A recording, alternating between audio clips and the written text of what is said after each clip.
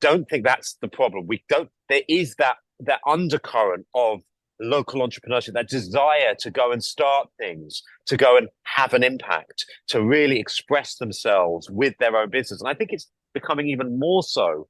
Welcome to Unstoppable Podcast with Harry Sardinas, inspiring conversations with influential millionaires, investors, thought leaders, entrepreneurs who are making a massive difference with their innovative products and services, and sharing the challenges and wisdom of how they sold their first million. And then Alex, you see so everyone that have a retail business idea, yeah, or you have a product, right? And the other things, Alex, is those entrepreneurs that they're selling online and they're doing well. Well, it's time for you to have a positioning, to have a real presence in the high street as well. And but the more that we really applaud you for the work you're doing for creating frameworks and solutions for a small business, because at the end of the day, the small business had to catch up with technology because they had to be competitive. Yes, especially when they are starting, they have to pay rent, they need budget for marketing. If they start to hide everybody they need to do all the job at this early stage, there is not going to succeed. That's why AI and productivity tools are playing a main role to make them competitive, so they can actually operate, because otherwise it doesn't add up. It doesn't add up. Remember, we're competing with big giants next to us, and and the business owner had to do what it takes and to do what technology offer in order to start the retail business and whatever he's passionate about, but use the productivity tools that they are at the moment in order to stay competitive, to stay and to attract clients, so that the business can succeed. But also, it's our mission, as society, as social responsibility, to develop and empower entrepreneurs, because without them, they are who create the jobs. We're not talking about the jobs we're talking about even the job in the local community. Even, you have a small 100%. business, you have a small restaurant in your community, but you know what? You are the people that collect the rubbish have a job. The people that supply the electricity, well, the companies, but the people that supplies that local market that bring you the food for you to sell it or that local farmer that bring you the food for you to sell it in your local restaurant. So now you have the microeconomy, right? So people can provide a living for themselves, doing what they love, and make a good living, but also improve society, right?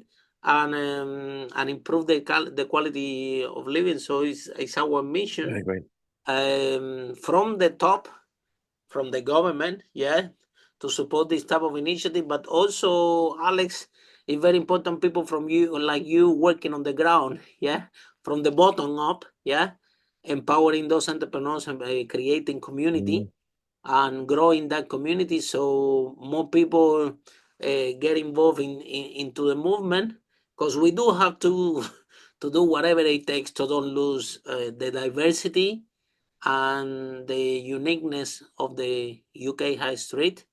It's sad what we see around the globe. Yeah, if you guys travel, you go to cities and it's not touched. It's all gone.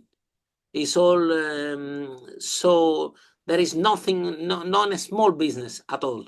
You only see franchises, trans franchises, trans malls and malls of big brands all around, and it's a little bit of empowering. It's losing the personal touch, and I don't think that we want this for United Kingdom. I don't think that that's the way. We don't want our local pubs, that we arrive there and you get treated like a family and everything. You don't want that to disappear, to put a big change of pub. We don't want I don't know, like I said, the cinema, that the local cinema that is there. We don't want that that this disappears and a big change taking over. So we have to empower the communities and the people on the ground to stay strong, to stay together, to make community, to do events so everybody can gather in what is the big vision that we want, and the entrepreneurs, the small business owners, they need to know in the high street that they're not alone,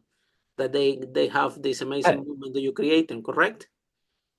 That's the most important thing. Yeah, and I think look, you and I are clearly sort of very shared in our philosophy and our mission around the importance of entrepreneurship, and we're not alone. There's a lot of people out there that recognize this as the key driver for how we get ourselves out of challenges, and we all have a role to play. But that kind of grassroots entrepreneurship is such an important part of the local economy powerhouse, but that translates into the national economy as well. And it continuously gets me really excited is that I don't think that's the problem. There is that undercurrent of local entrepreneurship, that desire to go and start things, to go and have an impact, to really express themselves with their own business. And I think it's becoming even more so in the world that we live in today. A lot of the jobs may be displaced in the future as they talk about, the possibility of even a universal basic income coming in, because some of the jobs that your parents would have told you to go to university to study for, to get, may not exist for graduates in the future. But I think there will always be opportunities for people to, express themselves and start things that can add value to the community as well as to commercial customers. So I think there's this undercurrent of entrepreneurship. If they cannot find a job, they can create their own job. How do you harness it? Exactly, but then how do you harness that? So that desire is there. So those incubators we were talking about before, Harry. We've had hundreds of businesses